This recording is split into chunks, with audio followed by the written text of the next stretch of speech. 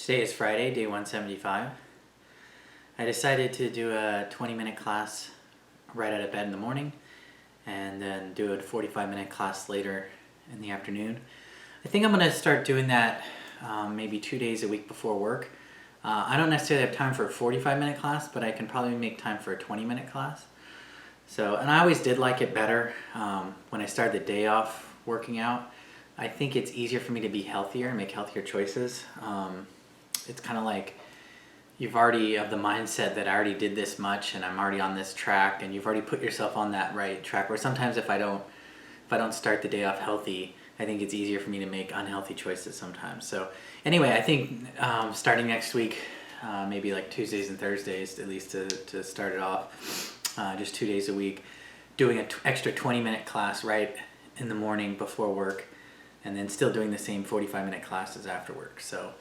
But yeah, that's what I did today basically, and ended up getting, like the 20-minute class was a Tabata interval class, which was exhausting. Robin was the instructor, and I hadn't had one of her classes in a long time, but the Tabata intervals were just basically 20 seconds on, 10 seconds off, 20 seconds on, 10 seconds off kind of thing, over and over again. And then later on it was 40 seconds and then 20, and then I think at the end it was a minute and 30.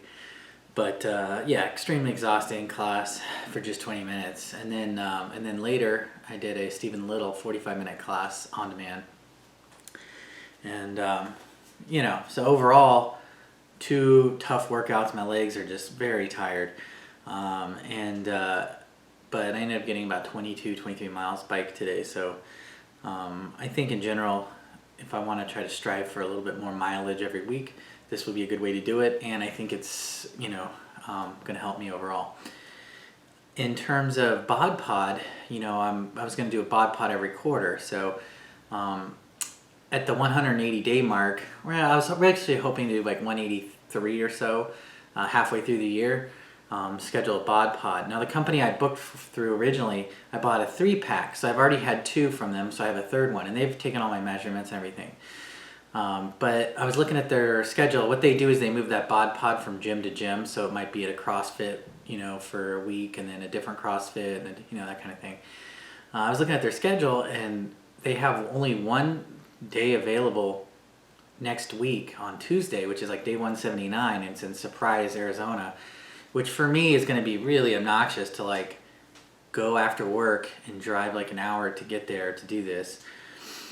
And then they have like a couple weeks later, so it'll be like day 195 maybe, or something like that, or 200 almost, I don't know. So it's they have like a 2 weeks off or they're not anywhere. So a little annoyed by that. I haven't decided what I want to do. I really don't want to drive to Surprise next week on Tuesday just to do a bod pod. So I might look for other companies and see if I can't set something else up. But I did kind of prefer, because they've already done all my measurements, I have all the original readings, and so it'll factor in how much you lost, your percentage of loss, all that stuff. I mean, I can do it mathematically, but it was just kind of nice. Plus it was cheaper. I mean, I bought a 3-pack for $79, whereas a lot of these places I was looking were like one measurement for $69. So anyway, but I'll look at my options on that for my halfway through reading.